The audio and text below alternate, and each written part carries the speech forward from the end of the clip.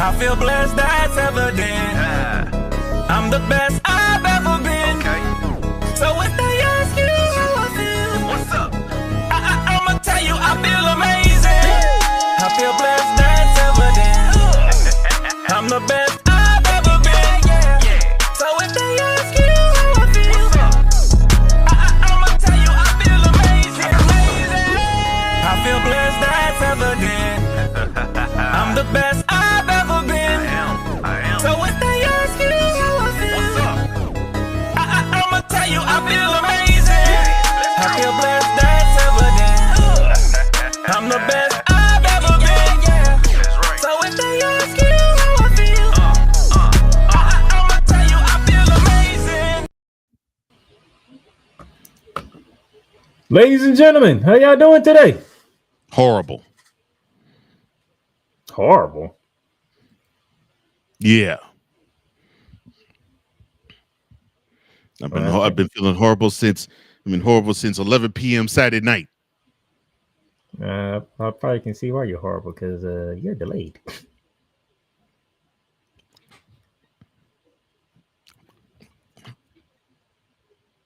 That might be why you're feeling horrible. And I'm delayed. And you're delayed. I'll fix this delayed crap.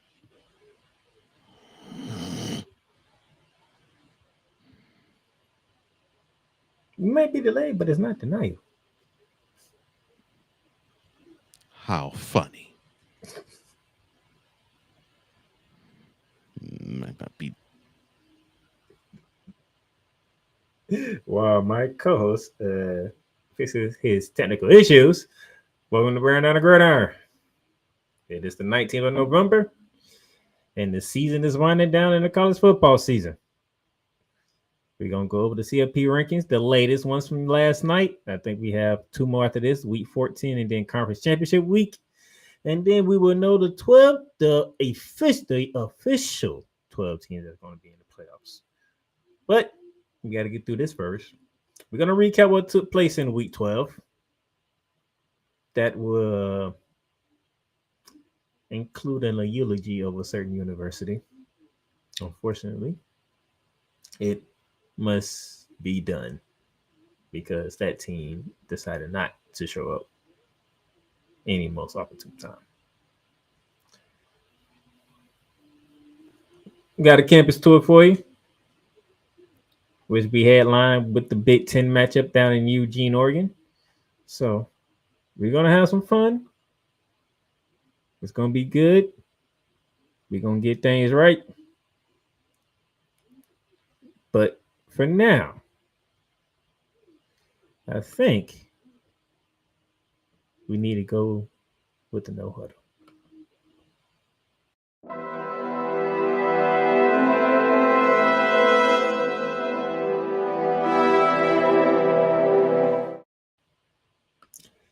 And as we begin the no huddle here, we got a couple of injuries here. Michigan's running back Justin Haynes likely out for the regular season. Oh, you hate seeing it, you hate hearing it, but that's what it sounds like. So that is something that the Michigan Wolverines will going to have to deal with, unfortunately.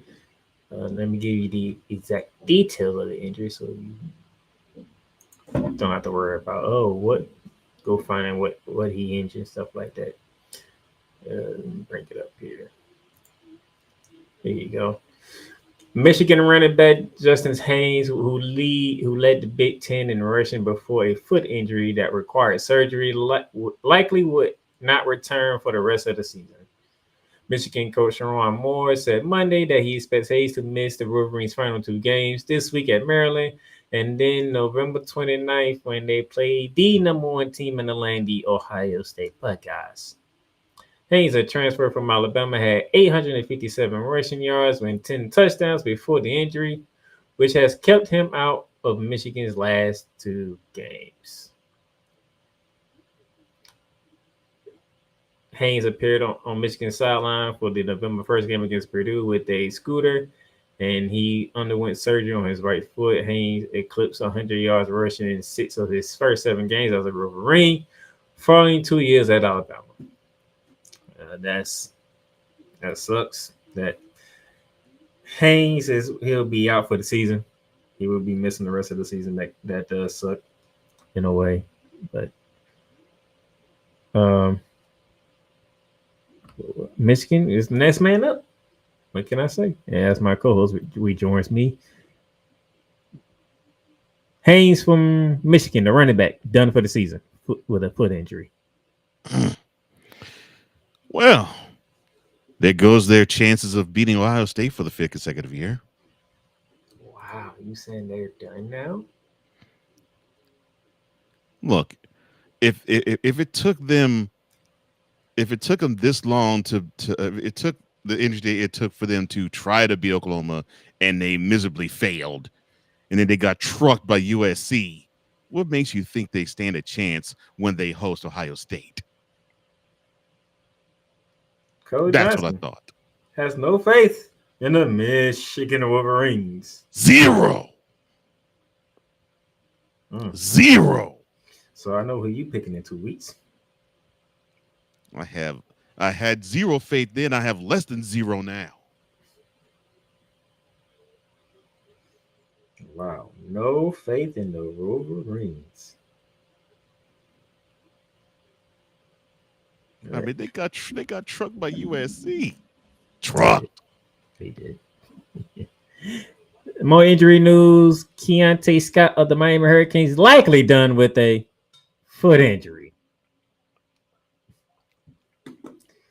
Miami's nickel back Keontae Scott has a serious right foot injury and is unlikely to return this season. Coach Mario Cristobal said Monday Scott was injured against Syracuse on November 8th and was wearing a walking boot on his right foot on the sideline during his last week's game against NC State. After the game, Cristobal described the injury as serious. He says, quote, it's one that's heart-wrenching, gut-wrenching, really, close quote. Miami losing their nickel back for the season. Cristobal better worry about his job security. Oh, I'm sorry. It's horrible that a young man is going down for possibly the season with a horrible injury. Hopefully he can heal and get healthy, for next year. And hopefully he can continue on with his journey. But Mario, you hope to not see anything pink unless it's on your wife.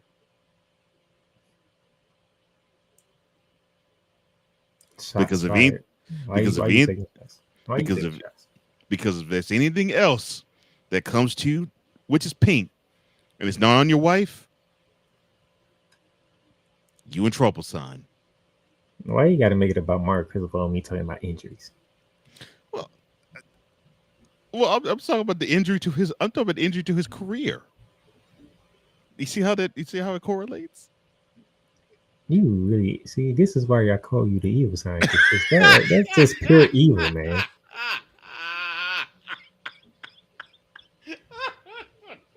That is just pure evil. No, it's not. Yes, it is. It's not. We're talking about a player being injured. You want to go at the coach. Well, did I or did I not give platitudes to the unfortunate chap who was out for the year? This was not about Mario Cristobal. It's the point. But I gave love to Keontae Scott, though. I didn't need you to take shots at Mario Cristobal. This is not the time to be taking shots at the coach. I was not taking shots. Yes, he was. No, I was just framing it the way it should be. It's like, yeah, you should be concerned about that young man, but you also should be concerned about your job security. You don't care about that right now. He lost a player, one of his best defensive players at that. He better care about losing in Dallas. That was like 3 weeks ago, 2 weeks ago. You still gonna bring that up? And losing beforehand at home to Louisville. You better be concerned about that. Can he focus on his players and his team and make sure they're healthy for the next game instead of you sitting here taking shots left and right, man? I am not taking shots. This is why you're the evil scientist and not just the mad scientist. And Just I'm just saying to him, if if there's anything pink and it's not on your wife, I do mean um think about lin- anything pink. I mean lingerie or the wonderful heavenly hole she offers you that's on her person, you might as well be in trouble, son, because that might mean your future with Miami is almost over. That's all I'm saying. Stop bringing up stuff that's not part of the matter. Jeez. Well, it is because he did comment on Keontae's unfortunate injury. His injury. Nothing about Mario Crispal's career was in that goddamn article.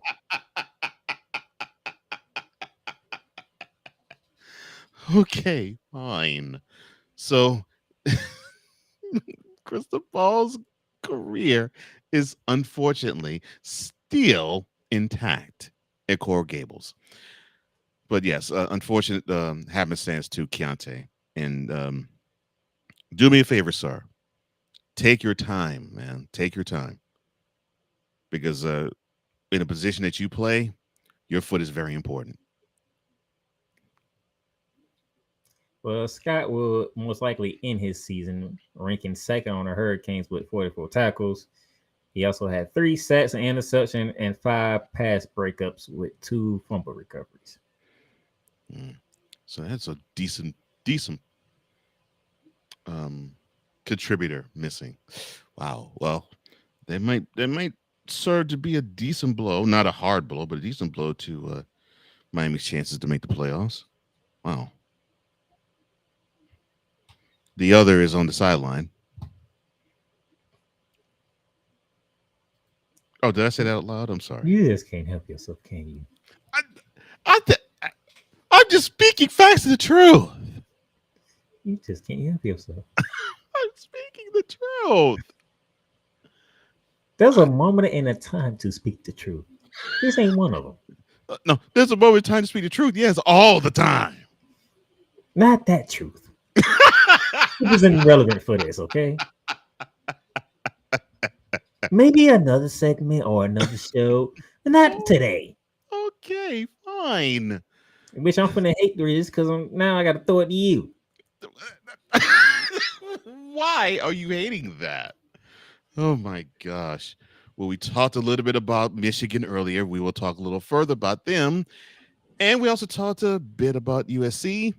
That is because they are being in opposition to this wonderful $2.4 billion Big Ten deal, a private capital plan that would have infused almost $2.5 billion into the Big Ten athletic departments. It's been put on pause in the face of opposition from Michigan and USC. The UC Investments, which is tied to the pension fund of University of California, Berkeley, announced on Monday that it would wait for, quote, unity, close quote, among conference schools before proceeding. Now, UC Investments also said in a statement, quote, we remain convinced that the unity of the 18 Big Ten University programs and members is key to the success of this deal. We also recognize that some member institutions need more time to assess the benefits of their participation.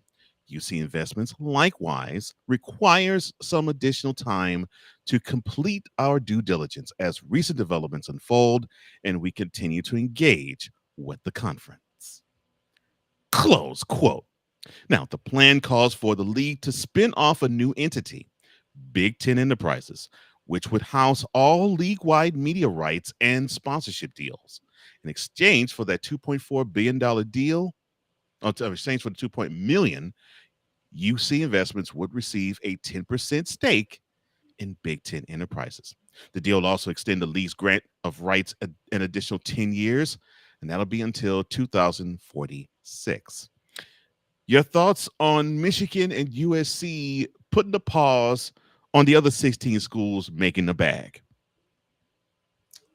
Should I speak now or should I wait till the other article that dropped? However, well then, okay, I will flow on until the next article then. The Big Ten itself and as many as 16 schools supports this deal. Tony Petitti, the Big Ten commissioner, he personally lobbied schools back to the plan.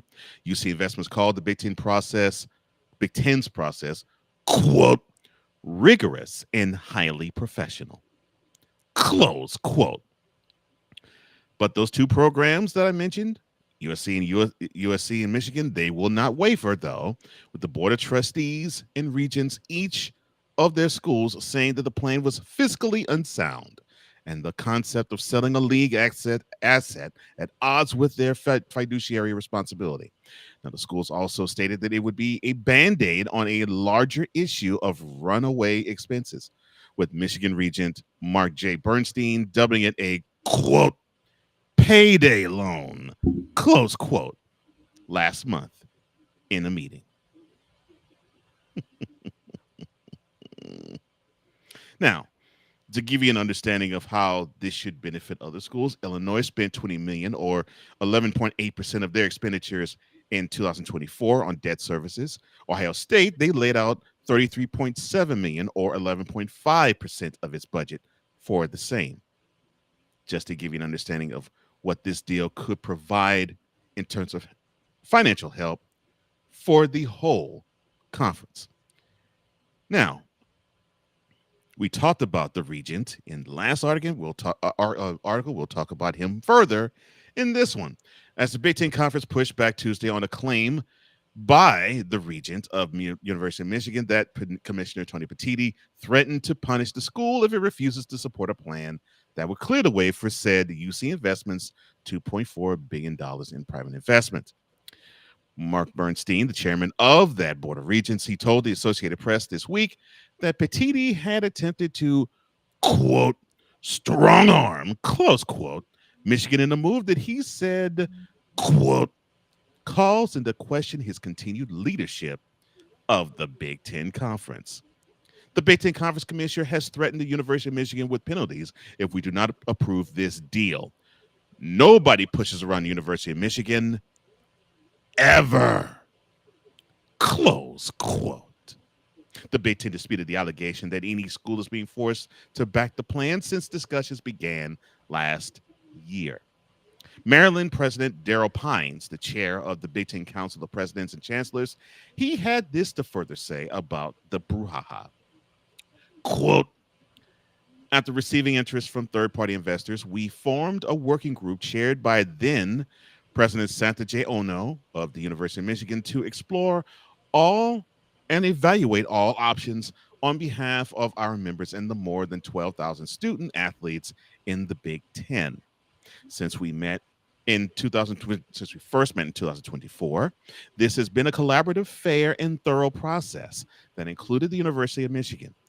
Any other characterization of the work of the COPC in the conference office is inaccurate. At Michigan's discretion, the conference continues to work on a consultant retained by Michigan to evaluate the transaction.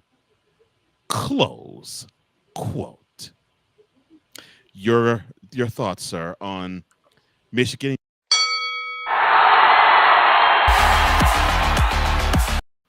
Oh, my bad. I pushed the wrong button.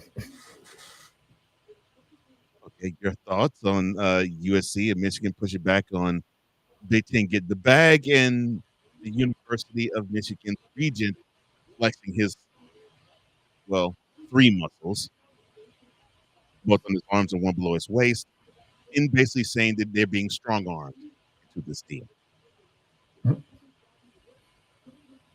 So, is it me, or is Michigan taking a standpoint of one Coach Johnson? Standing up to the bullies. Yeah, they didn't say greeting. Yeah. Standing up to the bullies. You would not push us around. And if I'm the Big Ten commissioner at all the schools, I think that's the one school you wish you didn't have to do this against. Yeah, the other would be Ohio State. Yeah, I agree. But guess what you got to deal with? A blue blood saying this ain't good. Yeah. And why did they say this not a good? This is not good for everybody. Um, I think the words were used, quote, it's a payday loan, close quote. You know the word that I heard that's like cringing to most people right now. What, fiduciary? I heard the word loan. Yeah. Well, and this is what makes it worse. A regular loan is bad enough. A payday loan, it means you got to keep paying on it, but you're not paying into the full value of the loan. It means you're just throwing money and throwing more money and throwing more money, unless you want to have a whole bunch of it taken from you, not at your will. If those who don't know how payday loans work, that's how they work. Oh boy. A payday loan. Oh man, and Pretty, you wanna try to flex your Big Ten muscles against Michigan to force them into this? It's gonna look at you like you must be out your rabbit behind mine. Pretty much. You ain't gonna do jack. Yeah. And I think it was wise of Michigan to actually have a big time blue blood. If it didn't have to be Ohio State, I think the next best program would be USC. I think that's a really good look for them in that regard. No, it made it even more funny. You ain't even say nothing about USC. You coming after Michigan. Mm-hmm. You ain't touch USC.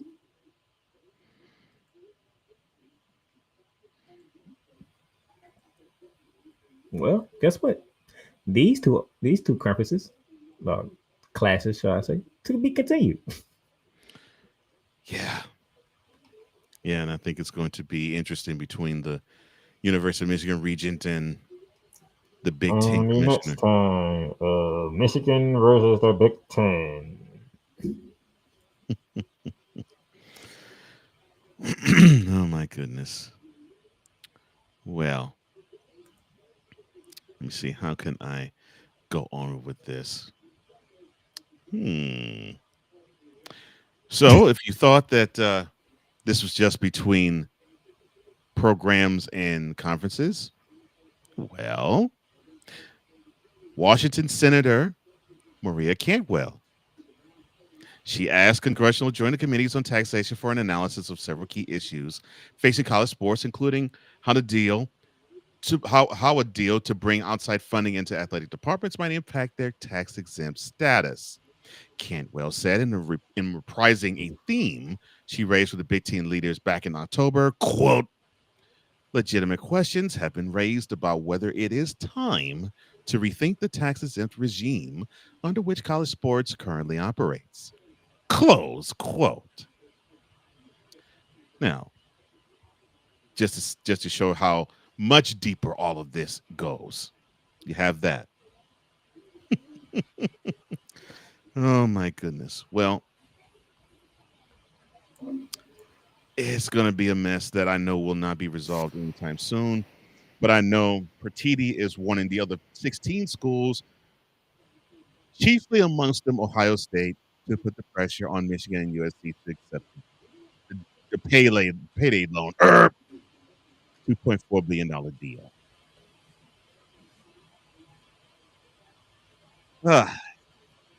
And speaking about accepting deals, he comes from spreading his legs, spread eagle, and now he is upright on the sideline once again.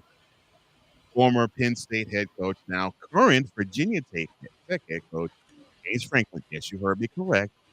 Current Virginia Tech head coach, James Franklin, He now has his next school he's going to coach. This was finalized on Monday. He was formally introduced at a news conference this morning. Franklin said in a statement, quote, "I'm honored and humbled to join the Hokie family.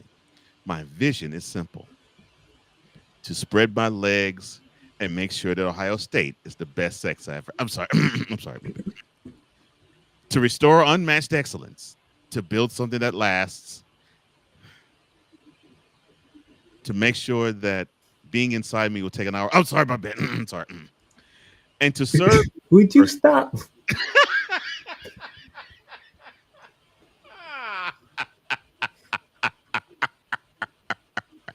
I am so sorry. And to serve the university, the Commonwealth of Virginia, and our amazing fan base with honor, integrity, and passion. I look forward to getting to work with our players, our staff, and the entire Virginia Tech community. Close quote. Well, I'm sure you're going to be blessed with an amazing passion, especially when Miami gets up in you. I'm sorry, my bad. I'm sorry. Now, Franklin was originally owed $49 million on a buyout after being fired by Penn State on October 12th, but part of his deal with the Hokies, sources confirmed to ESPN, includes a $9 billion settlement from the Nittany Lions. He went 128-60 over 12 years there and 3 years at Vanderbilt. He brings a resume that includes winning more than 68% of his games, an appearance in the 2024 college football playoff semifinals, and the Big Ten championship 9 years ago.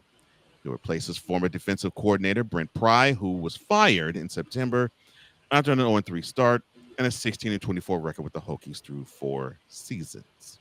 Now, Franklin's arrival in Blacksburg will give the Hokies their most accomplished coach since Hall of Famer Frank Beamer, who retired in 2015 after serving on the sideline in Blacksburg 29 years.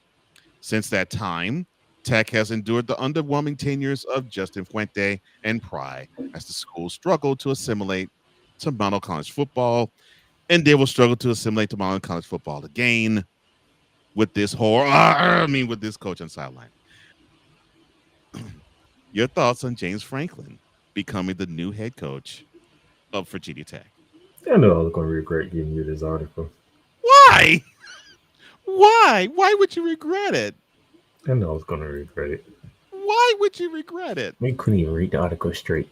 I tried. I can't help if you said those words. You can't even read the article straight. Oh my goodness.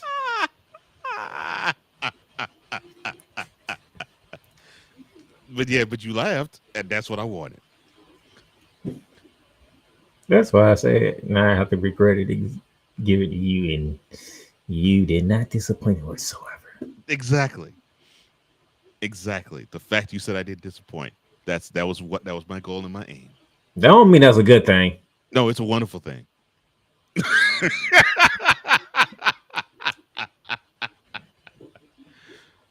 Okay, your thoughts. For those who don't know, James Franklin is Coach Johnson's favorite coach. I wouldn't go that far. It damn sure ain't Steve Sarkisian.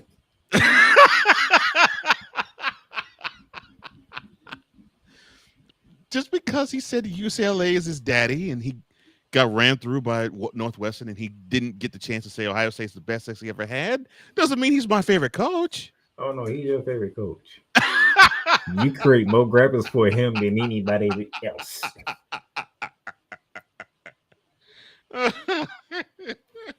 The stuff you come up with at his expense, that is your favorite coach. Oh my gosh. Oh my. All right. Bud Foster and other Virginia Tech personnel gave Franklin a hard sell that included a detailed vision for the future of the program, including a plan that was approved back in September by the school board of visitors that would add, you ready for the number? $229 million to the athletic funds. spread over the next 4 years.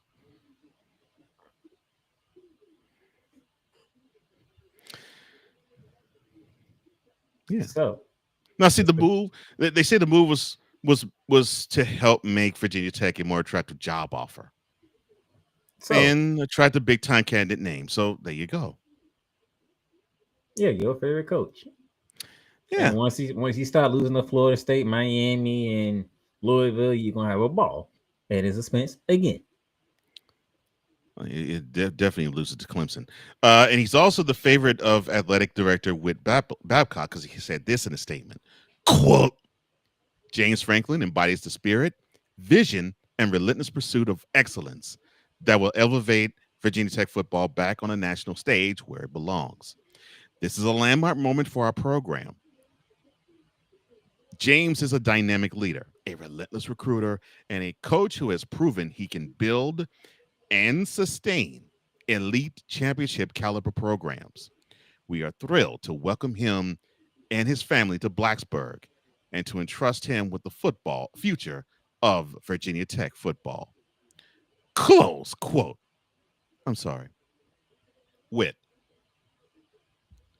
This Negro didn't win but one game against Ohio State. What championship caliber program are you talking about? He, in 25 games against the top 10 programs, was 4-21. What championship caliber program are you talking about, son? What? 4-21.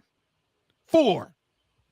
In 25 games he's played against top 10 teams, he's only won 4 games. What championship caliber program are you talking about?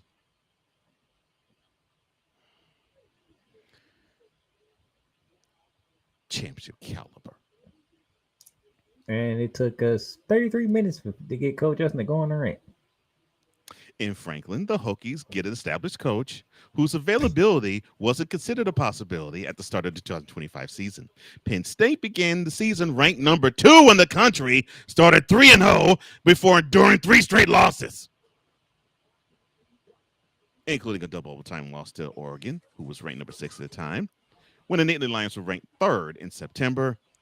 But after losses to winless UCLA and Northwestern, Penn State fired Franklin. Now, okay, fine. I have to say that he did a good job in stemming the tide with Penn State because he came there in 2014 in the throes of NCAA sanctions from the Jerry Sandusky sexual abuse trial and scandal, and also the Joe Paterno scandal as well, because he basically said, see no evil, hear no evil, speak no evil, ain't done no evil. And little boys were getting sexually assaulted out the gang. Franklin led the Nittany, and that is not conjecture, that's fact. Franklin led the Nittany Lions to the Rose Bowl and Big Ten title. Let me.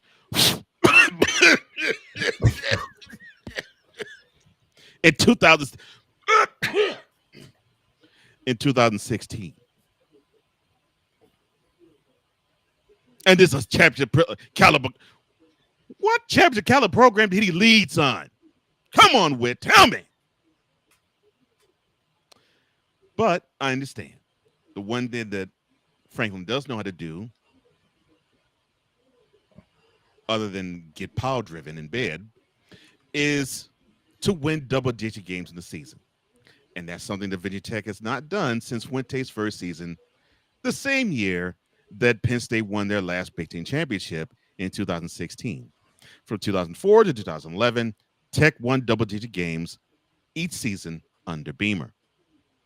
Franklin brings strong ties to the I-95 corridor, including the talent-rich DMV area. For those who don't know, that's DMC, Maryland, Virginia.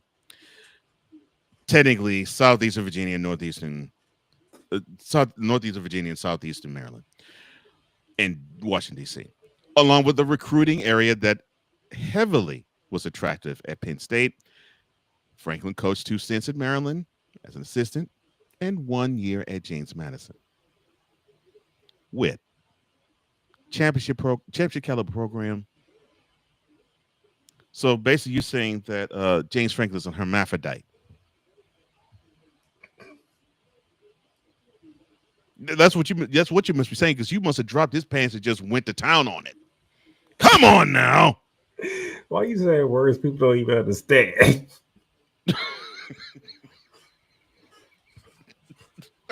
Sorry. I'm sorry. That's it for my for now. I'm pretty sure. What did you say? what word did he just use?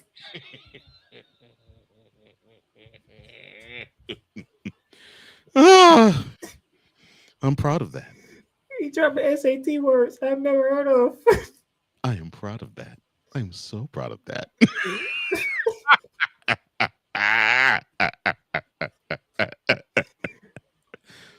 Oh boy. Championship. He said from Marvel, and I can just picture people. What? What is a hermaphrodite? I'm proud of that one. Thank you, ladies and gentlemen. I'm proud of that one. Oh my gosh. So what's wrong with you?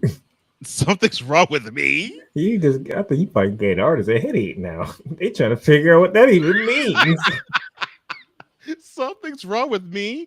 I'm hearing Whip Babcock claim, the athletic director of Virginia Tech claim that James Franklin led a championship caliber program. We get what you're saying, but you said the word hermaphrodite, which don't give people headaches now. Trying to figure. Yes, hermaphrodite. They're gonna be around here trying to like, what is that? What? Hold on. I got a headache. Yeah, you heard what I said. James Franklin must be a hermaphrodite. Yes. Oh my gosh. Are we done now? And now that we've had an anatomy lesson with James Franklin, that concludes the No Huddle.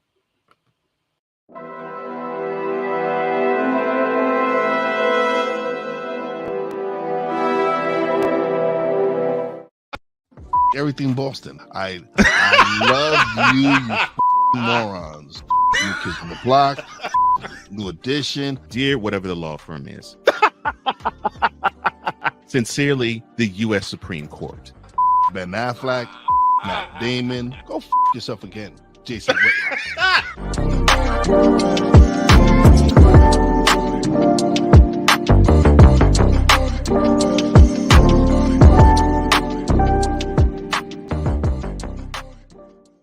WWE Shop is your online source for all things WWE. Be a part of the excitement and score wrestling gear for big events like WrestleMania or SummerSlam. From current superstars to legends, from Raw to SmackDown to NXT. Don't miss this chance to shop for the most awesome WWE merch. Shop for the best deals as well as WWE gift cards and save big on your favorite items. WWE Shop at Fanatics Experience. Cool McCain. You thought you wanted Gunther against Chad Gable, but you didn't. And I'm going to tell you why. Chad Gable would take everything that Gunther's done and bury it. The Playmaker. It was on site. AJ Styles walked out there, seen LA Knight. Oh, okay. And then LA Knight hopped out the car. Let's go. Break down everything in TNA, AEW, and all of the WWE programming. Join these two kings, monarchs of wrestling, live every Monday at 6:30 p.m. Eastern, 5:30 p.m. Central on the Play Caller Sports Talk YouTube channel.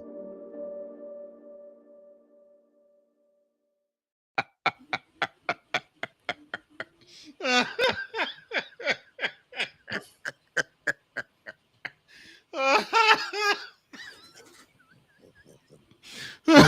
had to go straight to commercial break. I had to. Because I used the word hermaphrodite? Oh my God. You was cutting up that whole article. And you ended it with that. I'm sitting here like, I bet there's a bunch of people right now listening to this like, what did he just say? I'm sorry. I had to. I'm sorry. With Babcock lied. I'm sorry. I mean, that's a lie. Just wasn't good enough. I'm sorry. I'm sorry. I'm like, you know what? I'm just going to go straight to commercial break. Just point of even try. I wasn't going to say anything else. Oh, You was going to hear nothing but laughter when you threw to the next. You did the commercial to the next segment. I was going to laugh. I mean, that's all I was going to do. oh yeah. Oh my gosh. Whew. That man said, "All right, you know what? I don't even think you was thinking about what you were actually saying. You just going in." Pretty much right. But I'm sitting here like, I bet there's a lot of people don't even know what that means.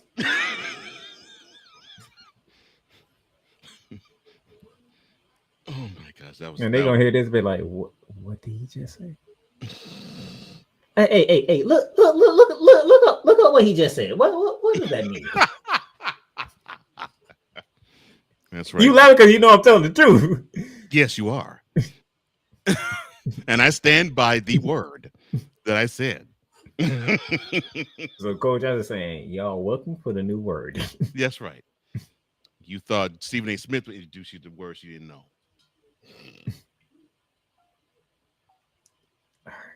Well, if y'all thought if that was funny for you, well, that's just the beginning. That's right. We were just getting warped up. Because what's next on the docket?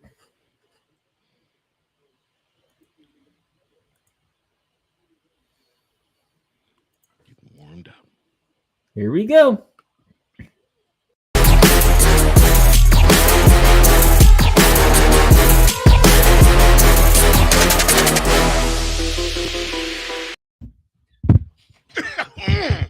That's what I'm talking about.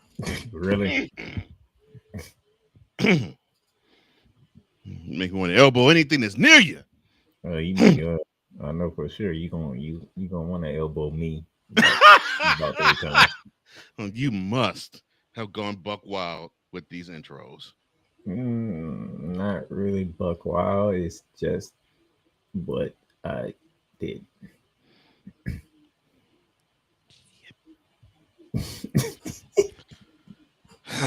Quote, giggum.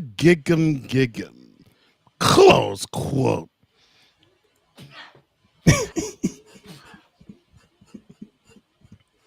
Texas A&M makes historic comeback win. Sir, I think I'm gonna disappear on the screen and just let you have this one to yourself. I don't even want to set it up because it's just. So this was a wonderful Saturday for me. It was looking really good because a dark cloud was descending upon Kyle Field in College Station, Texas. South Carolina came in, and of course they were underwhelming for the whole season, although they were ranked in the top 15 to begin the season. They played the best half of their year, raced out to a 17-3 second quarter lead, and extended it to 30-3 at the half. We even had a dumb state trooper from Texas decide to act all Debo and want to bang with 2 South Carolina players. Son, there's something wrong with you. Ass white.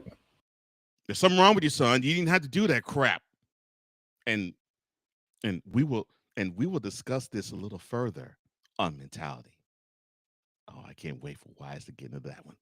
But yay! Because that was some don't touch players if you're to state troopers. Don't act bigger than you are. These are players, college players at that. Matter of fact, I'll be on screen for this. Matter of fact, I'll take the full screen for this part. Go ahead. You did that on purpose. You can't sit here and tell nobody that you did not do that on purpose. State troopers just don't go one to the locker room after a player don't went in there. Especially when the game's still going on. So yes, you got what you deserve. You would not be doing another Texas A&M game for the rest of the goddamn season. And I'm happy about it. Texas A&M stood up and said, you know what? Heck no, this is not how we do business here. That was very disrespectful for you. So you got what you deserve. Sure did. Thank you. You sure did. And that's the only thing I'll give you platitudes for A&M. You actually do have the sense God gave a gnat. I'm happy for you and Roland Martin, who decides to want to speak on things would sound halfway intelligent, since he's an A&M alum. But I was having a wonderful Saturday. I mean, my Saturday was being blessed. I mean, to see Texas A&M now ranked third at this moment, they were down 27 points at home, and hearing the 12th man be more silent than a graveyard, it just felt right. All was great with the world. The sun was shining bright. I was hearing beautiful women who were buxom sing like they're angels. I mean, it just was a beautiful sight.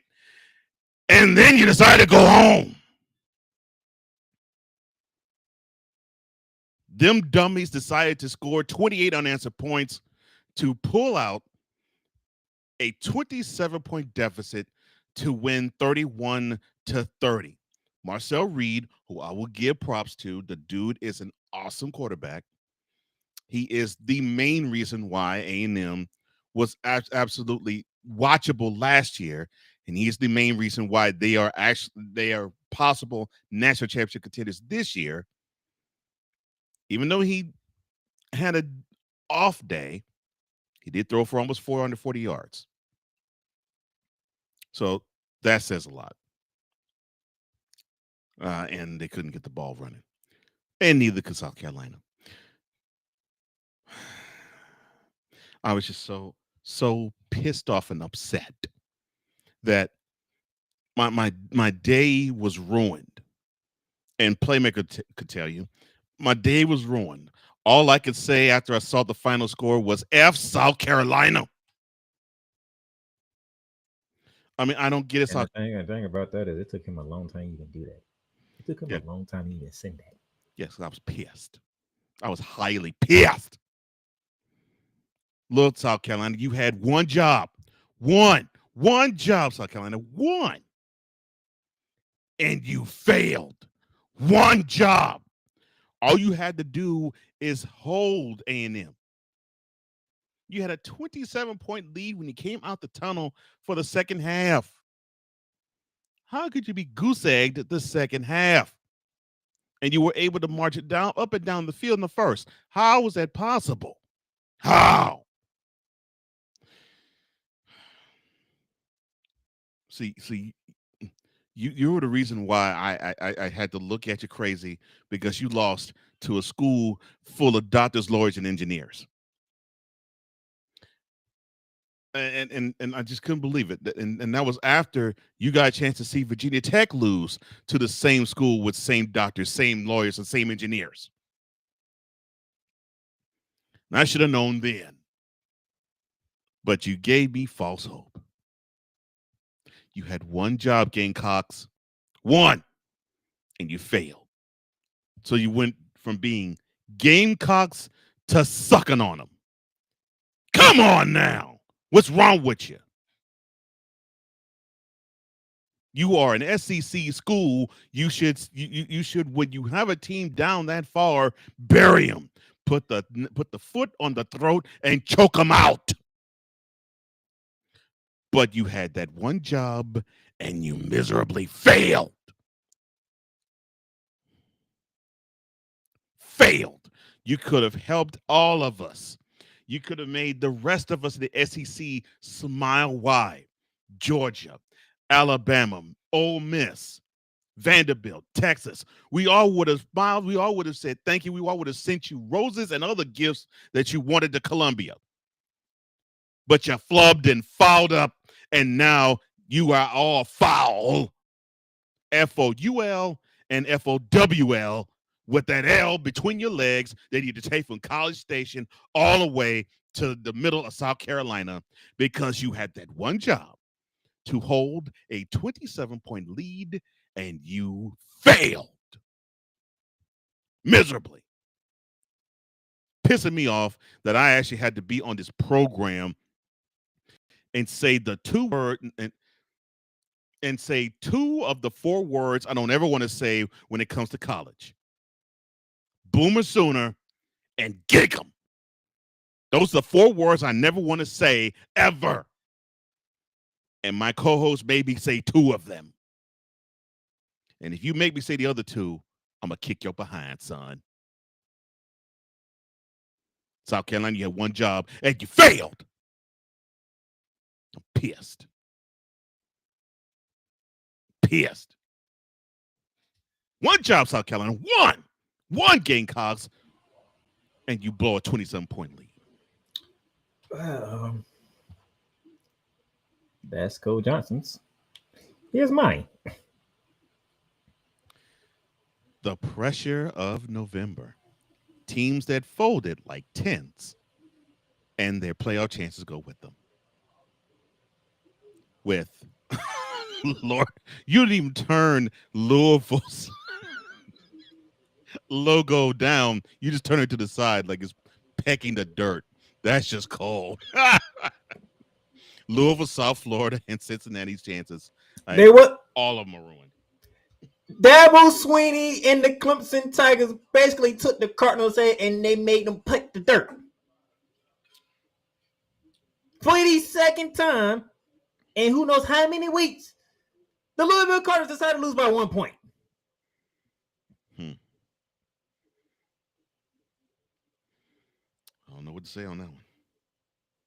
Decided to lose by 1 point to Dabo Sweeney.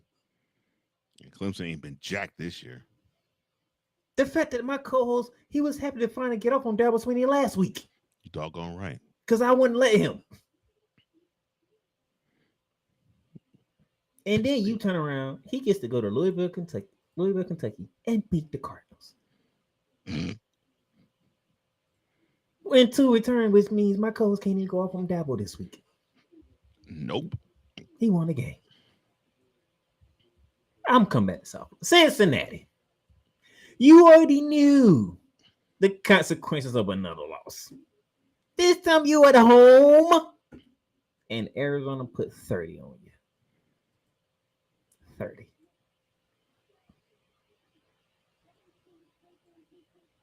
Now, Cincinnati, guess what?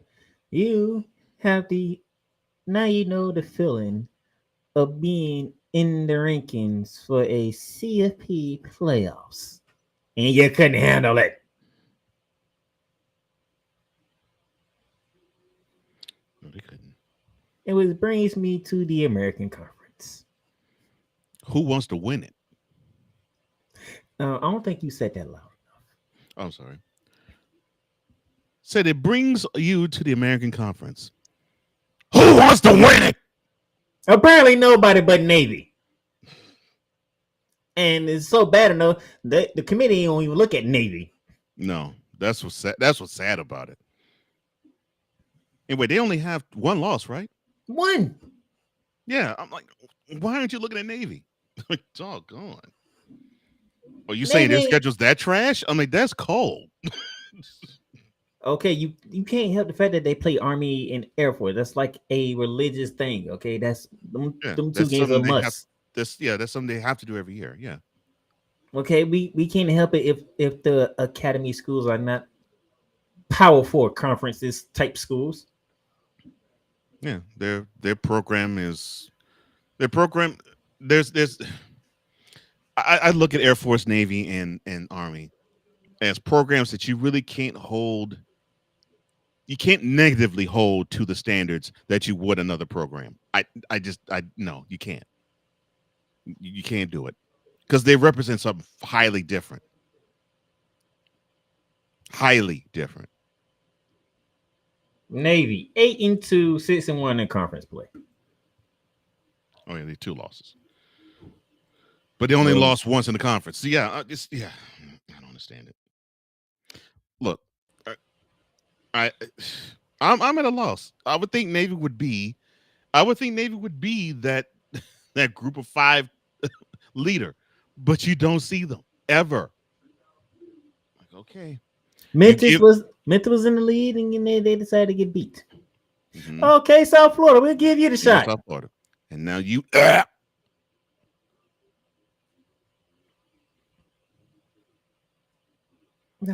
Is this a topsy turvy of group of 5 champions? Who really wants to be the champion? No, we don't want to be it this week. No, we don't want to be it this week. One of y'all gonna have to catch this L in the playoffs. You said it correctly. One of these teams is gonna have to catch the L when they go to whatever program they go to, the campus of where they go to, and take the L. So put your big boy pants on and get ready, because when December, whenever date they decide to do, you in for a fight. More than likely, the week before Christmas is when this L is going to take place. If not, outright get your ass whooped. Yeah, more than likely, it's probably the week before Christmas. Louisville, Cincinnati. Now you understand the month of November differently now. I hope they do. Now you fully understand why this month of November is different than the other months. They better. Because once the rankings start coming out, oh, you right there. Okay, you slide a 10th in the bracket. Okay. All of a sudden you starting. Wow, why is every game so goddamn tight? Well, because guess what? Everybody wants to play spoiler for you now. Mm-hmm. And both of y'all got spoiled twice. Now, my call is finna kill me. He must be talking about Alabama, Oklahoma. That's what I thought. And the other 2 words that I don't want to ever say. Sooners! Sooners!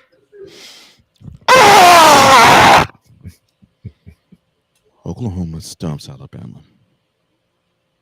You playmaker. I'm gonna have you say Rocky Top one of these days. No, you won't. Yeah, remember, I'm the one that's in control. And you can be on control, but you're gonna be saying Rocky Top eventually. You maybe say the 4 words I don't ever want to say for college. Gig 'em and Boomer Sooner. Well, you can thank South Carolina and Alabama for that. Alabama.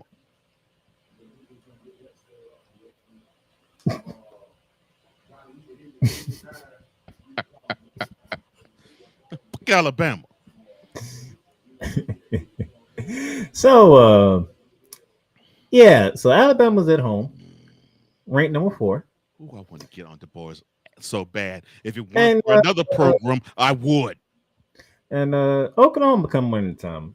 To me and my co-host thoughts, and to the thoughts of everybody in America, probably outside of the state of Oklahoma, it's like, oh, yeah, y'all the team that stopped Alabama from making the playoffs, and now they at home. So yeah, we think Alabama's gonna be up and ready for y'all, and all of a sudden, Alabama was not looking good on the offense. I don't care what Ty Simpson's number says. I can care less he threw for 326. Guess what? That man could not put the ball in the end zone. Well, they at least had a 21-20 lead going to the 4th quarter.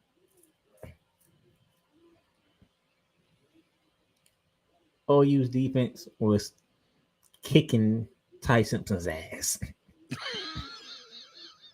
I watched this game. You probably did too, because it was on national television. I did, but wait, what did the Sooners defense do? They kicked Ty Simpson's ass. And you cannot tell me I'm lying. No, you aren't. Yes, he got thumped badly. Oh yes. So guess what? You know what? You get the full screen to go right out there. Probably your 5th ranked coach in the country. Now you see Kalen.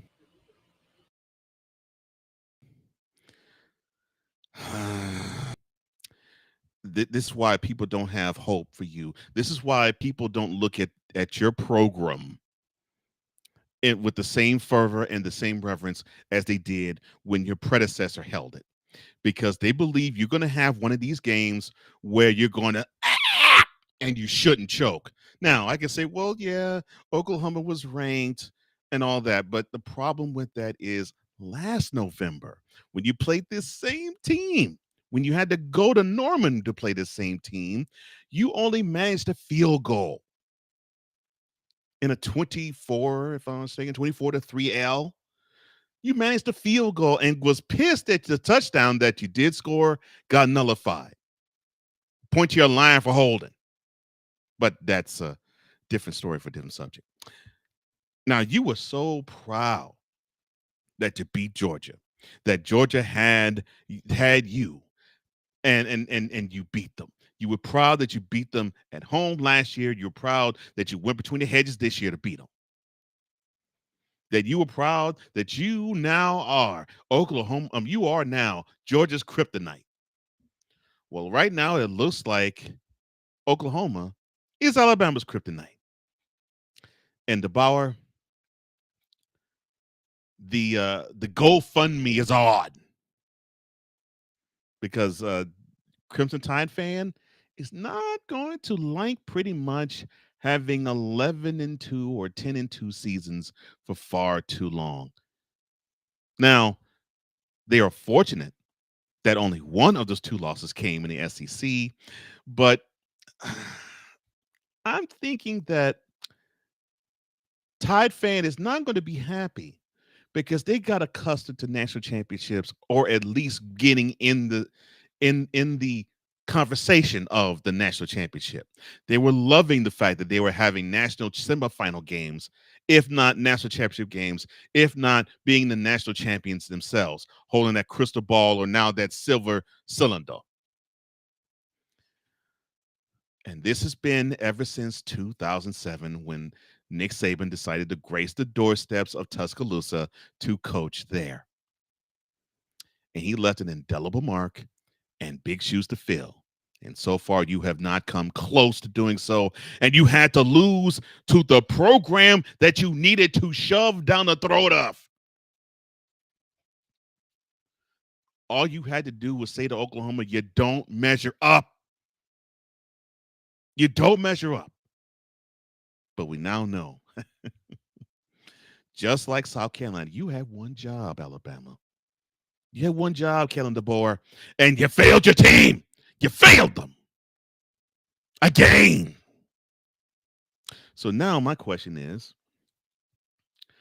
when you travel to Jordan Hare, will you actually get up for that game? Or will you be flat? Or will you be flaccid like the rest of your team? Especially how they were this past Saturday. You're supposed to be a national championship caliber team. You're not. You're not. You're also Rans. And you coach this team like an also ran. Pitiful. They got to go to Tuscaloosa and walk away with a dub. And by the way, there's a pretty nice number of constituents of Oklahoma in Brian Denny Stadium. Oklahoma could travel. That's one thing people don't understand. Oklahoma fans, they do travel. And that's one of the big reasons why they got them in Texas, because Texas fans travel too. Yeah. Oklahoma fans, they travel. I'm like, is this Brian Denny Stadium or am I looking at a neutral site? Because I'm sure he had a lot of OU fans. Mm-hmm. You saying that does not surprise me. And then, sir, mm-hmm. I wasn't going at you. I was going at myself too, because this is what I ended up doing. The Red Machine continues dominance. Georgia downs Texas again. I can't be upset with that because it's true. Howdy, y'all. What's that coming down the track? Yeah, I can't be angry with that. You're correct. I mean, Georgia has beaten Texas 3 times in 13 months. I can't argue with that. I was going at myself too. Yeah. The fact that I put freaking Gunner Stockton on here twice. and I did the first part of that goddamn saying that Pat McAfee lost so goddamn much. What was that coming down the track? Yeah. Oh Lord. So I want poking fun at you. I'll poking fun at myself too. And I love that you have Archman look like a Make-A-Wish kid in the center. That's beautiful. You see, I got the Georgia logo on top of his head. Mm-hmm. Well, I mean, yeah, I mean, he's 0-3 against him. So, well, 0-2 technically because Quinn Ewers took the L in Austin. A fourth quarter ass whipping was what it was. A fourth quarter ass whipping. Now, this is But if you're Arch Manning, you got your ass whipped for all 60 minutes. yeah. I was about to say you was talking about Tyson Simpson. Them dogs got after Arch Manning the whole game. And this ain't even the whole- best Bulldogs defense Kirby Smart has even No. had. Not even close. Not even close. But they tore up Arch Manning. That whole game. So you offensive linemen, what the was y'all doing? Because guess what? They weren't beating up on DJ Lowry here in Jacksonville not a couple of weeks back. What have I said to you about Texas all year long? Why have I kept singing Sarah McLaughlin's Angel all year long? Honestly, I thought you were doing that to mess with Arch Manning. Now I know you actually doing it because the offensive line is trash. Yes, that's exactly why I was doing it. Because the ending gives it away. For 30 cents a day, you could donate to University of Texas to actually get some offensive linemen to protect number 16. Because the 5 in front of them are horrible at doing it. And they so horrible. That's why you only got 37 yards from the leading rusher. And why is this not a bad running back? He's not the greatest running back you got, but he's not bad. If he had decent protection to actually run block, he would be a lot better. He would have much better stats. Hell, we put up more of a fight against Georgia than y'all did. Yes, you did. And they had to escape us. Mm-hmm. Yes, Florida did. No question. But here's my major criticism about this game in Georgia's direction. And this isn't coming from you're piling it on. It's coming from the standpoint of how weak is this team really? You were up 21-10. You decided to do an onside kick and recover it. I'm not pissed at you doing an onside kick. I'm not even pissed at that. And I'm somewhat not pissed at Texas for not seeing it, because normally you would think an 11-point lead or 11-point deficit in Texas's purview, and you would say, they'll probably just do a regular kickoff. You really needed to do an onside kick? You mean to tell me the momentum was that shaky in the game with an 11-point lead that you needed to do an onside kick in the fourth quarter with an 11-point lead? Kirby, how weak is your squad, son? Now, it wasn't weak at all against Texas, but how weak is your squad that you need to resort to that type of strategy in order to feel as though you have a hold and a handle on the game?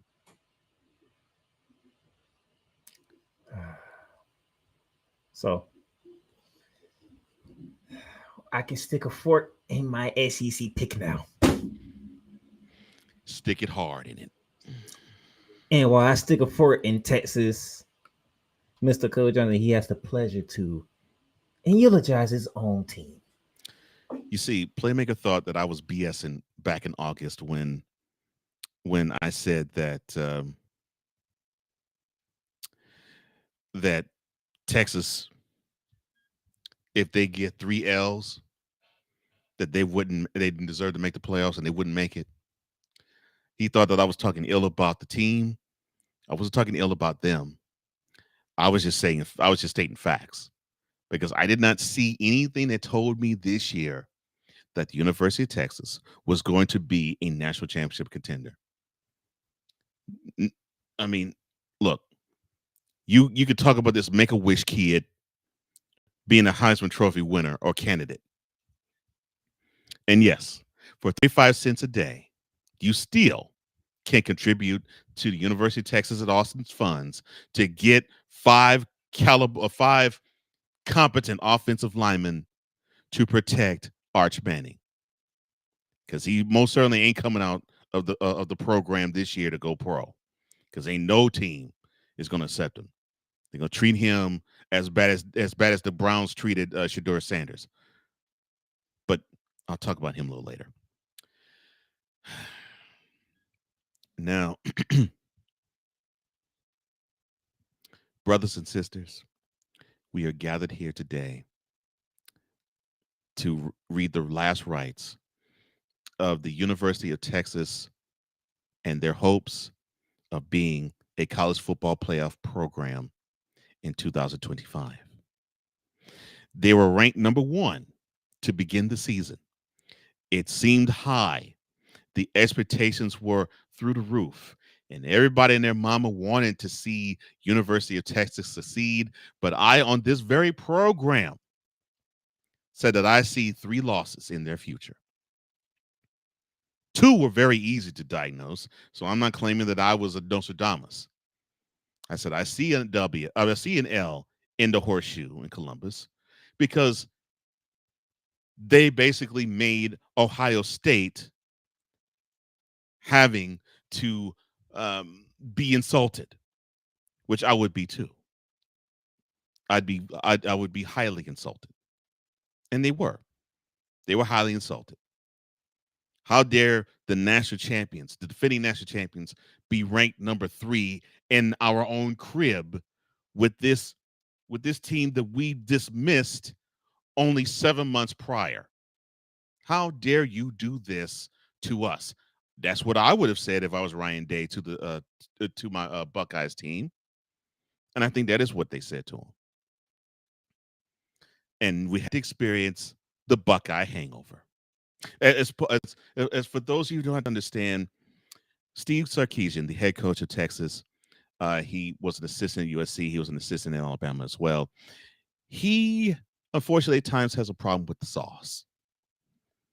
He loves to be a little sauced up, and it's unfortunate that he's sauced up. Now he supposes he's clean and sober, but the decision making that he does in these games sometimes makes you think he must drink before he takes the field.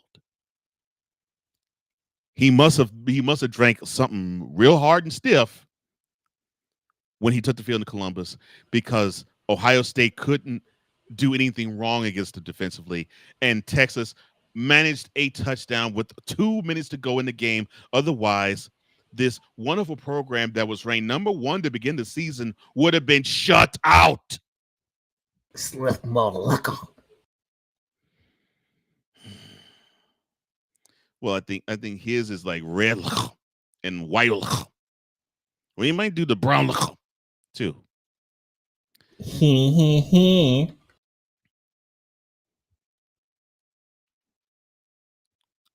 Screw you, LeBron James. Now Texas supposedly rebounded, and I put that in quotes, because we saw Arch Manning put on a wonderful performance against University of Texas at San Antonio by throwing 10 straight incompletions. His stat line was beautiful. 11 of 25 against a directional scope. 11 of 25. And when I saw that, I was like, yeah, we're doomed. As a Texas fan, we're doomed. And so coming in October, of course, we're hyped up. We got the Red River rivalry on deck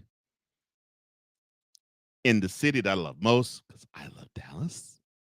I mean, everything was wonderful. It was lined up, and redemption was at hand. But we had to go to Gainesville and get plastered. Get a bait. I'm sure that Sarkisian hit the bars in Gainesville, probably had about 4 or 5 different toasts, and he was sauced. 29-14 before the team said, oh, we need to actually play. We're actually ranked in the top 10, and we're about to be defeated at the hands of an unranked team, and you fell short. 29-21. That's loss number 2. So you were hung over in Columbus, Sarkeesian. You were plastered in Gainesville.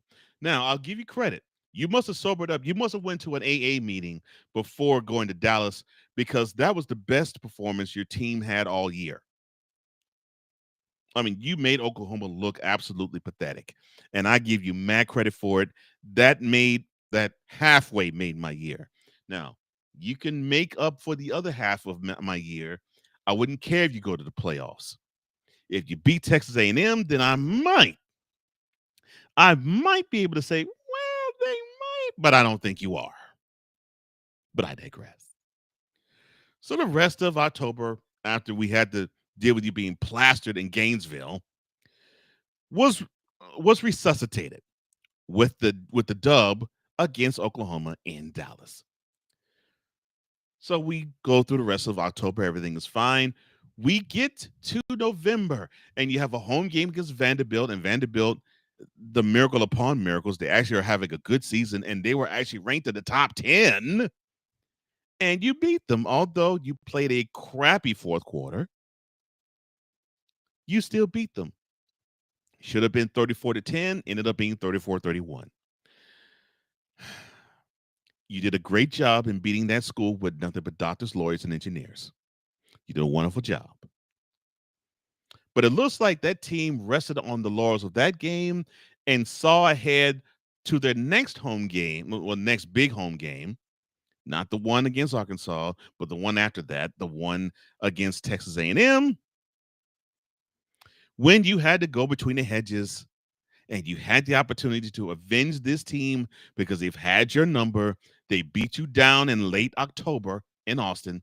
They beat you down in early December, although you did come back to tie it and force overtime in the SEC championship game.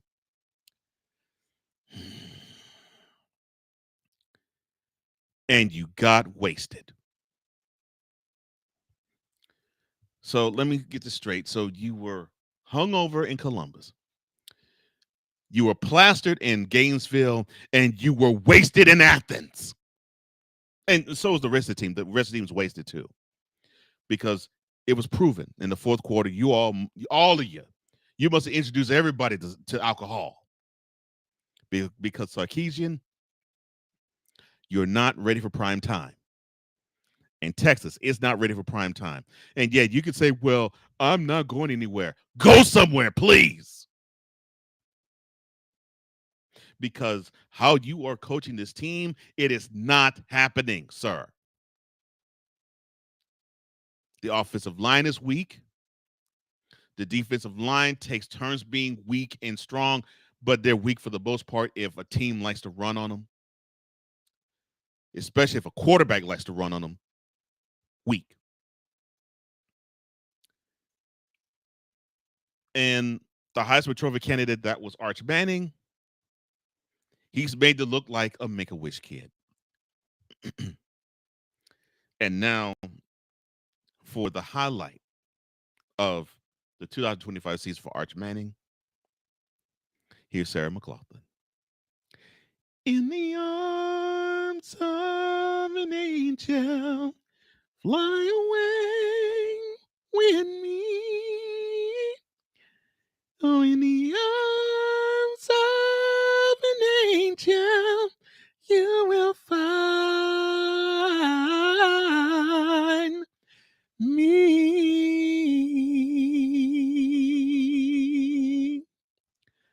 For 35 cents a day, you can donate to the University of Texas to find Arch Manning 5 capable offensive linemen to block for him. And maybe we can find those 5 offensive linemen in time for the next season so he can be in the Downtown Athletic Club in next December to accept the Heisman Trophy.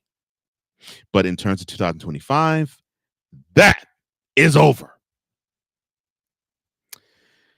And now it's time to read you the last rites. University of Texas, no playoffs for you. You were a hurt dog before you were in the race. You got a chance to measure up and understand what it would have to take for you to be one of the 12 best, and not just one of the 12 best, You had a chance to see what it would take to be the best, and you didn't measure up at all against Ohio State.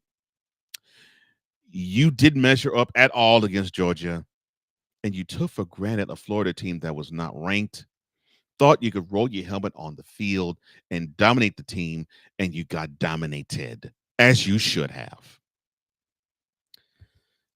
Rest in peace, Texas. No playoffs for you. And for 35 cents a day, you can donate to the University of Texas Austin program to find 5 capable 300-pound plus offensive linemen to adequately block for Arch Manning and whomever is going to run out the backfield as well. Otherwise, we'll be doing the same thing next year. Rest in peace, Texas. No playoffs for you. Oh, and one more thing. For all of you to say, well, Texas could get in with 3 losses. Oh, if they beat Texas A&M, they don't deserve it. No. Do not put them in the playoffs. No, sir. No, sir. Ready? Oh, no. Ready? Oh. Ready?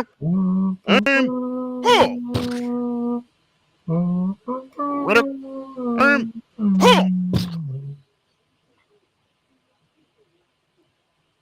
No playoffs for you, Texas. None. Zilch. Zero. Bah. Enjoy the Fruit Loops Bowl. Enjoy the Pop-Tarts Bowl. Enjoy the Marie Callender's Bowl. You know who won't be enjoying the bowl game? Florida. I would go so far as to say that Texas doesn't deserve to go to a bowl game. But yeah, enjoy going to the Sun Bowl, the Kellogg's Bowl, the Google Bowl, the Oracle Bowl. That man said Google Bowl. Yeah, I know. The Victoria's Secrets Bowl, the Hello Kitty Bowl. Enjoy going to that, the iHeartRadio Bowl, Amazon Prime Bowl, Apple Podcast Bowl. Enjoy going to one of those meaningless bowls. Apple Podcast Bowl. By the way, Shooting Lights Out and Bearing Down Gridiron is on Apple Podcasts. Yes, it is. I would end it here, but crappy week.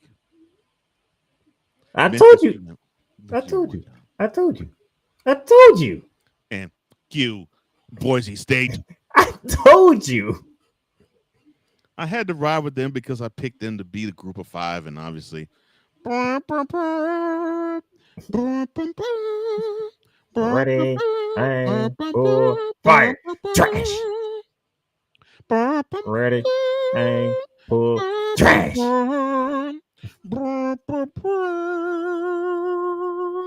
Talk about picks that I need to stab. That we need to stab. I need to stab that group of 5 pick. Well, that's done. Boise State ain't doing jack. What did I tell you? The 2 teams they have problems with: Fresno State at home for whatever reason, and San Diego State. And he took L's to both of them. Oh man! Of course, me and Coach John, we were standing on business on our game of the week pick, so we were standing on business. So one of us was going to win. So yeah. And look, in my pick is still not all that solid with SEC. I mean, you still have Ole Miss, you still have Texas A&M, and you still have Alabama. They can all nudge out Georgia in the SEC. So guess what? Yeah, still a 2-game lead for Coach Johnson. Whoopee. I'm pissed off at Memphis and Boise State. You're pissed off at Memphis. Who do you think is more pissed off at Memphis than you? Well, yeah, you probably have to do the same thing. You probably do the same thing soon. With Memphis. Lucky I decided not to put you in my goddamn roundup. tell how you feel, son. Jerk offs.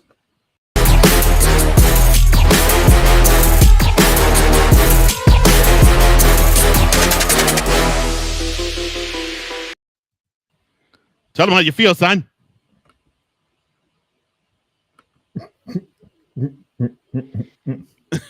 Victor Lager, B Lock 83, or Vicala says, ouch. Q in the arms of the angels. Man, he got real funny with this one. He says, no,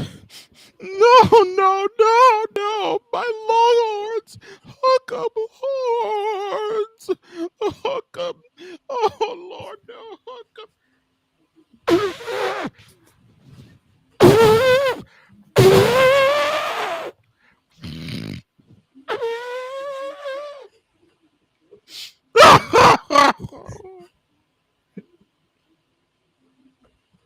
Good one, Victor. How you gonna tell him to go? He got it from you. I know he got it from me.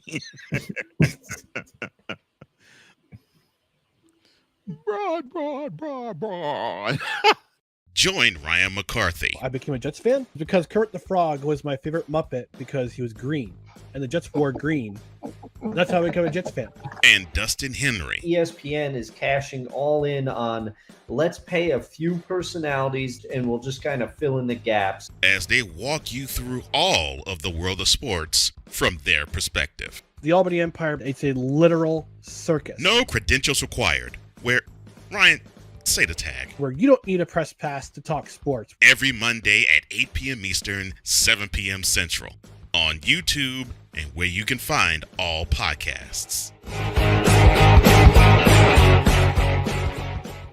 Sports fans are gearing up, whether it be for the madness of March, whether it be for the Super Bowl, or even a little thing called WrestleMania. You can get all that at Fanatics, where they have a wide selection of gear from every league, including the NFL, the NBA, the MLB, the NHL, the NCAA, and the WWE. So go on and show that pride, that passion, that dedication fan that you are by whipping your team, your league, or your favorite player. Fanatics, official license, everything. Whether it's the men's college game, The way that this season has been going, anything is possible. the women's college game, And how passionate Angel Reese was at that press conference, they got their mojo now. the WNBA, AJ Wilson on Twitter 1 and 2, followed by Brittany Griner, Aaliyah Boston, Jackie Young. or the NBA. The Lakers had a 0.8 chance of winning. And then what happened in the fourth quarter? LeBron James by himself outdid the Clippers. You will get any and all of the information right at your fingertips or your earlobes. Join the Playmaker as he breaks down all things basketball in Shooting Lights Out. On the Playmakers blog, network, YouTube channel, and where you can find podcasts.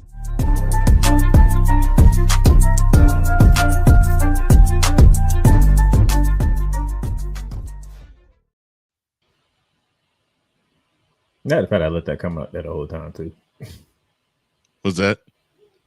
That's another fact I let the comment up there the whole time too. Yeah, I saw that. I was like, oh, he really liked that comment. Not as much as this one. Victor said, I mean, Cole loves Dallas. Yes, I I do. don't know why you said that, big, because every time he says he loves Dallas, that's when you want to run and hide. I love Dallas. Anyway, CLP rankings. I have came out. do. I do love Dallas. Here are your new rankings here. Ohio State, Indiana, Texas A&M still in the top 3 spots. Why is Moving up Texas to ranked? number 4 is Georgia, the Bulldogs. Coming in at number 5 is the Red Raiders of Texas A&M. Texas Tech. Congrats to Texas Tech for getting in the top So 5. you got Texas A&M at 3. You have Texas Tech at number 5, and you have Texas all the way to 7. They should be off the chart.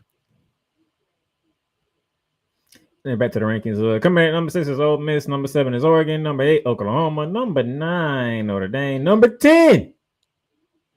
Look who's at number 10. Alabama still is ranked in the top 10. So they want them in the playoffs. There's no question. Yakuza number 10. Yeah, So guess who are the two teams that should feel some type of way right now? What, Texas and Tennessee? Oh, I mean, Texas and Vanderbilt.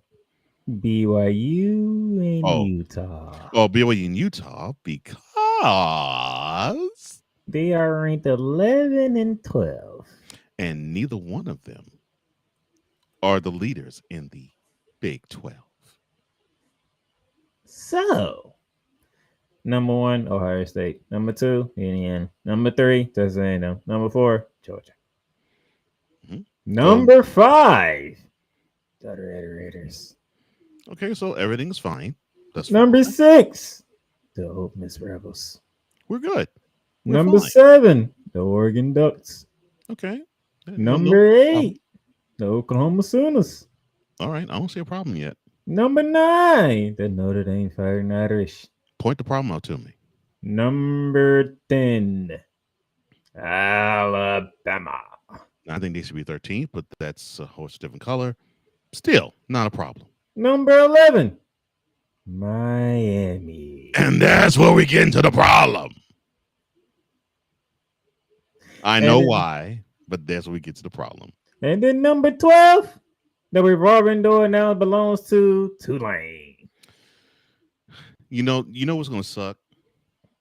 The Tulane get beat this week coming up. That too, but we might have something this year in the offseason where the NCAA decides we ain't going to award a group of 5 champion. Bump that. There's no automatic bid for the group of 5 champion.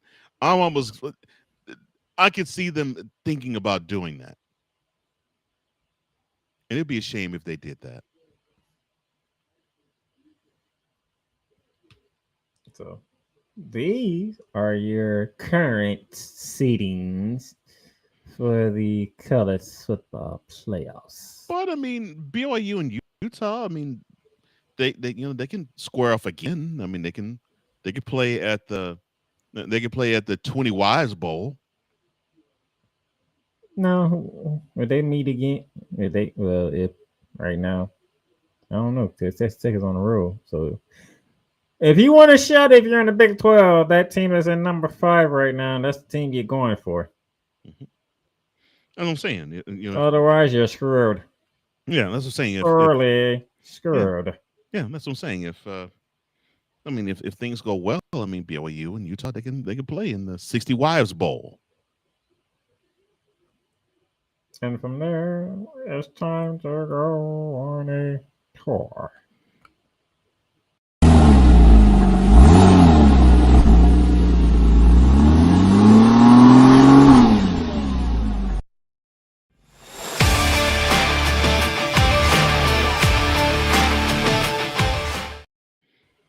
I love these bowl names.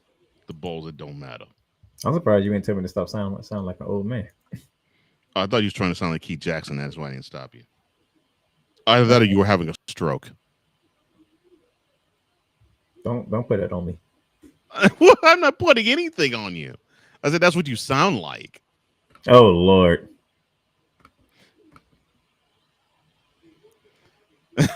Snowman Multimedia. Snowman, he says, one job. Yes.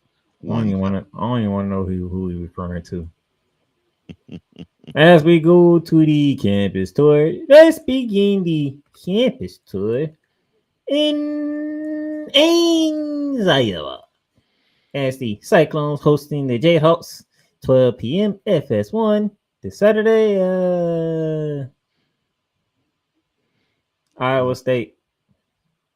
You're at home. By the way, you might notice a theme through this whole thing. Let me see. The hair's black, skin's brown. Okay, I thought I was dealing with an 80-year-old white man. That was a professor. The hell? That's what you sounded like. I'm sorry. I'm so sorry. From Ames, Iowa to Dallas, Texas. I love Dallas. You can't stand Dallas.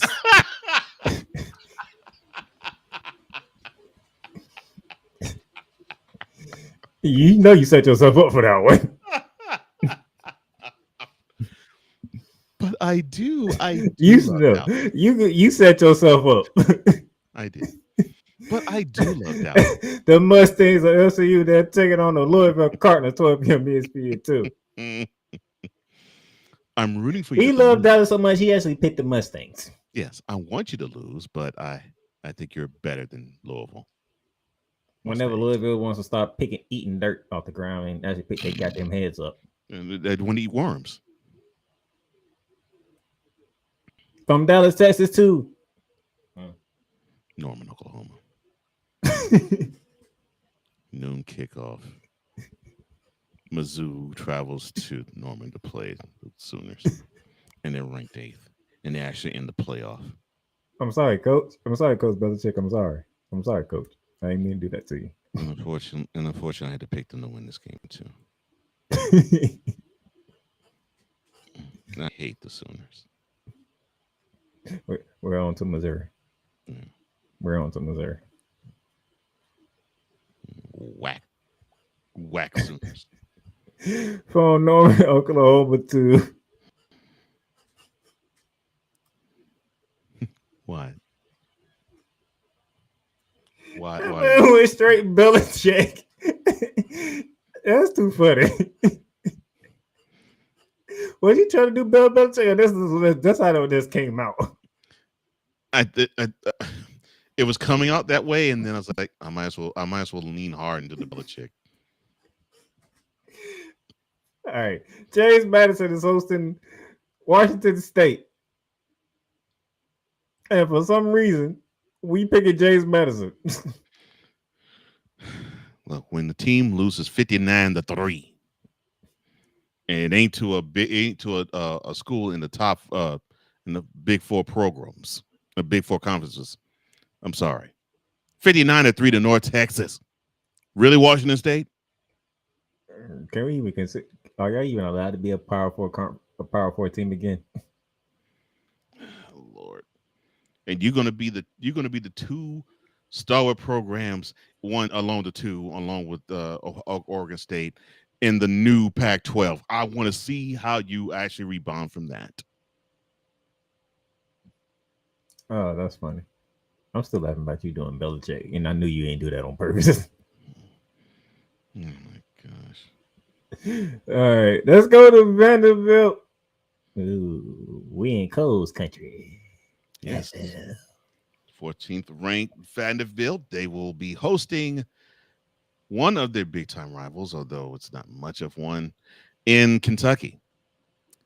3:30 p.m. kickoff, 2:30 on the central side. ESPN will take that kickoff.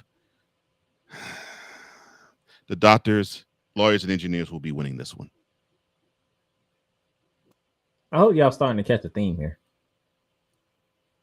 I'm sorry, Kentucky. The only thing you're good at is basketball. Speaking of revolving doors, the 24th ranked and currently in the group of 5 slot for the playoffs, the Tulane Green Waves. They get to go to Philly. They take on the Owls of Temple. 3:45 ESPNU. Can you take the cold Tulane? Take it. I don't think so.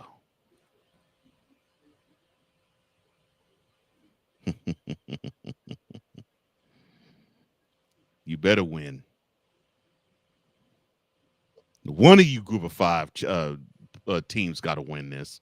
You're gonna get your ass in the first round. It's just a given. Okay? It's just a given. All right. So put your big boy pants on and do your goddamn job. It's not that difficult. I think you loving it how I said it and not what I said. Mm-hmm.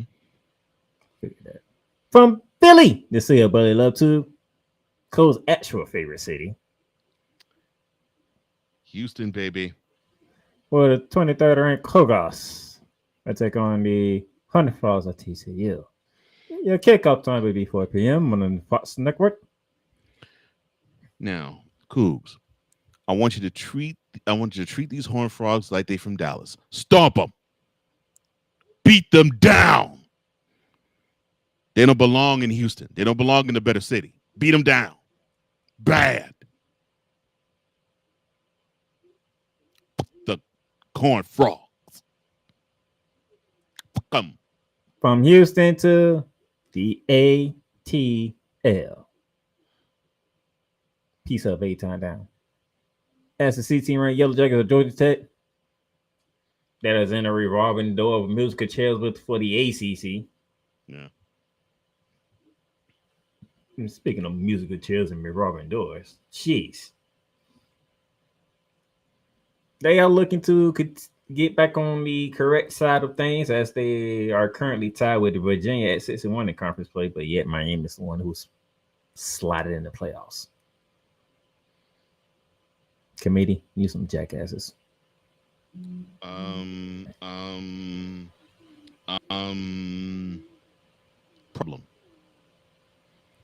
So why is a school that has 2 losses in the conference over a couple of schools with 1?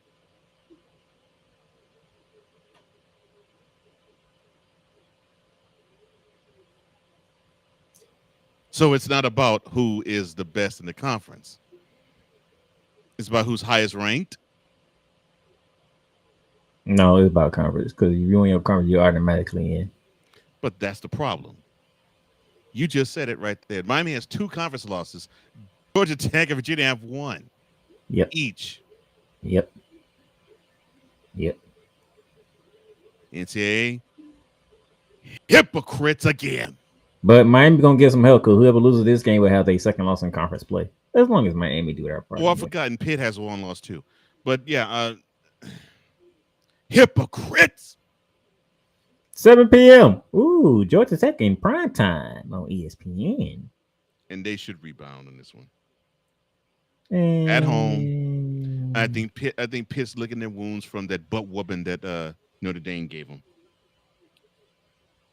And Georgia Tech has the type of offense where they can steamroll over a defense. From the ATL to the Queen City. I mean, they got a linebacker for a quarterback. I'm sorry, my bad. Cincinnati, Ohio. Big noon kickoff. That's a long time from after big noon kickoff to get to 8 p.m. on Fox. Cincinnati is hosting the 11th ranked Cougars of BYU. BYU, you dup. You had your chance, son. You should have beaten them in Lubbock, and you laid a golden egg. And now you got a chance to look up, and you can see Texas Tech with the same record as you probably win the Big 10, Big 12, and you got to play some sort of whack bowl, like I don't know, Pepper's Farm Bowl. That's what you get. You better get on your job, son. You better pray that you beat them again in the Big 12 championship and beat them there. And that's in Arlington. Yep. And then that brings us to the spotlight game of the week. Big 10, you get the spotlight this week. They're going to Eugene, Oregon. College game day is going to Eugene, Oregon. As the 7th-ranked Ducks of Oregon hosts the 15th-ranked USC Trojans. That is your 3:30 ABC game for this week. Yeah, the former Pac-12 schools. We will now begin their Big 10 rivalry. Which it really wasn't much of one Pac-12, but yeah. What did the people say?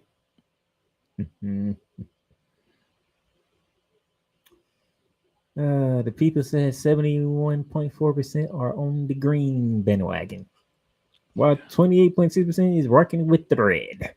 I wanted to be part of the 28%, or almost 29%, but I ain't. Unfortunately, we're rocking the green. And if you haven't noticed anything, here you go.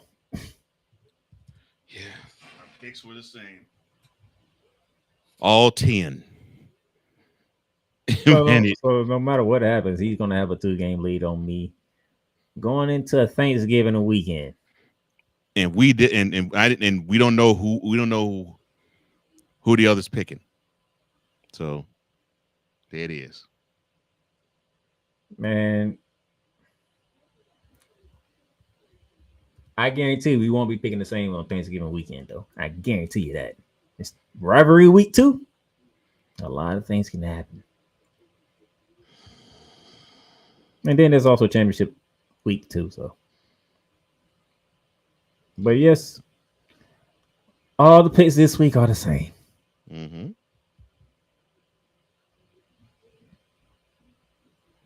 So guess what?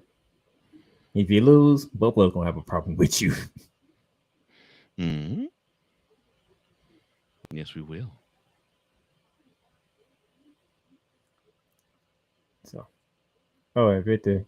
Oh yeah, your Dallas rant. Victor said like, Victor says, "See what I mean? I do love Dallas." Oh, and Playmaker, when Cole says, "I love Dallas," I do run. told you. Told you. Why? Why would you run? I told you. Anytime you say that, he runs. I told you that. You Why would you run? I don't have anything bad to say about Dallas.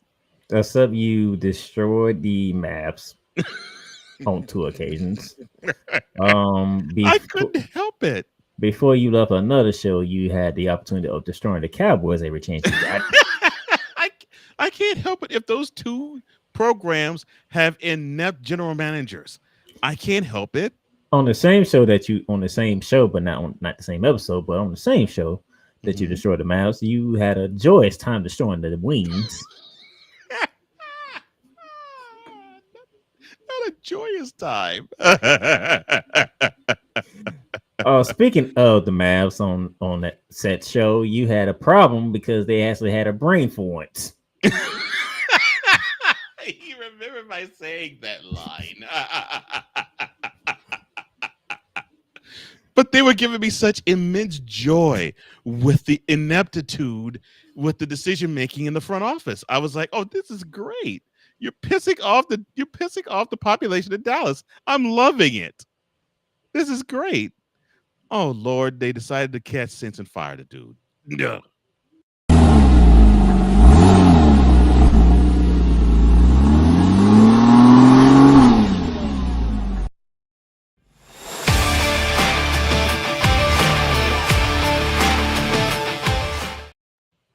But that was just toward the organization. It wasn't toward the city.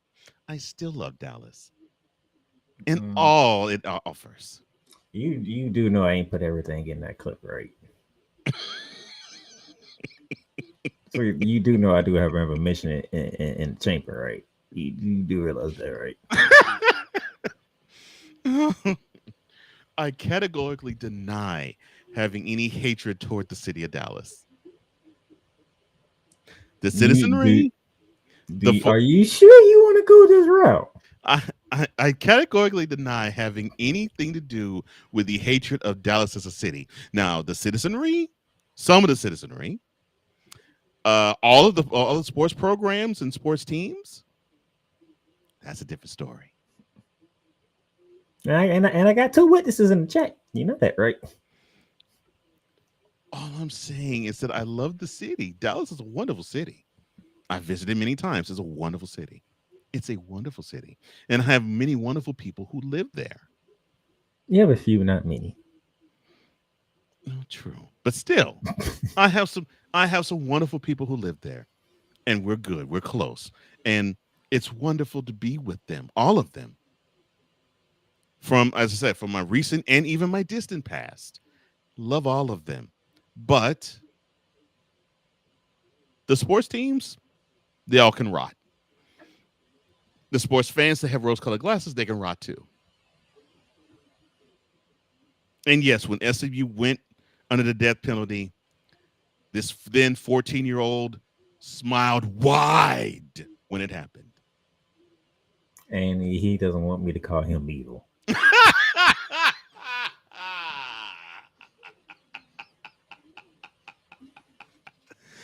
I am not evil. Victor, Snowman, I've been trying to tell y'all this, but y'all don't want to listen to me. You saw it firsthand yourself. Y'all can call him a mad scientist for all the things he does and what he creates in the lab. That man is an evil scientist as well. I am not evil. And you have proof now. Okay? Victor and Snowman, you have proof now. Okay? And I ain't even set up on a platter for it. It just came out that way. I am not evil. I'm a hardcore sports fan, and I love my city. And people from Dallas come for my real city, and I have to return. I return the fire. You do realize you can be an evil sportsman too. You know that, right? It just gave me such glee to hear SMU was under the death penalty. I'm like, yes. Yeah, I can see King coming out of your head. Embrace the hate. I'm not embracing anything. Embrace the hate. I am not embracing a thing. That man hates Dallas. He be embracing it. I again, seriously. It's got to the point where I don't even have to bring up Dallas. I can just show a logo of a Dallas team. This is going to come out now. Or I can just go ahead and pick a segment on a certain show that his own segment. He doesn't get to go off about anything. And guess what? The Mavericks come up out of nowhere. I can't help if they're the least, the last, the lost, and the left out. I can't help that they are. Yes, you can, because you don't have to talk about it. You can talk about anything else. I had it's literally your segment where you get to talk about anything. I had to talk about it because you have Klay Thompson, who scored 0 points in the game. The best thing about the Mavericks is that he is dating Megan Thee Stallion. I was giving the team props with that. Props. And then it's not my fault. They're in a. And then I can tell you how more evil he is. If Mario Cristobal was in front of him after he lost to SMU, he might have thrown a stray at him. A right hook too. Just because you lost to SMU. If you would have lost to Louisville, if you would have lost to Florida State, you would have picked that shit. He'd have made fun of you, and you don't want nobody's business. But no, if Mario Cristobal was in front of Cole after that loss, oh no, it'd have been a right hook and a left jab coming. You were a better team. Even though this game was in Dallas, you were a better team. Not saying SMU sucks. You were a better team. You were ranked. They weren't. And you couldn't take care of business. That was horrible. That was abjectly horrible. And it just pissed me off that it was to a Dallas school in Dallas.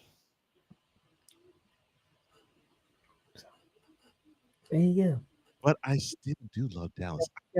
Dallas. Yeah. We're getting closer and closer to the ending of the season. We can be seeing some conference championships. We're going to be seeing some bowl games, some playoffs. And by the time we hit mid-January, we'll be crossing a national champion. It's too bad the Big 12 championship and the Cotton Bowl are played in Arlington. But I love Dallas. I love Dallas. The liar that is Cole Johnson. I am not lying. The liar that is Cole Johnson. I am not lying. Enjoy your college football. God, I wish I had my F Lanning thing. How dare you say that I lie? I do love Dallas. I said I dislike the sports teams that they're in some of the fan base because they're delusional AF. Then you don't love Dallas. You tolerate Dallas. There's a difference. But I do love Dallas. I said I love I-35, I-30, I-20. I love downtown architecture. I love the different aspects. I even do love AT&T Stadium.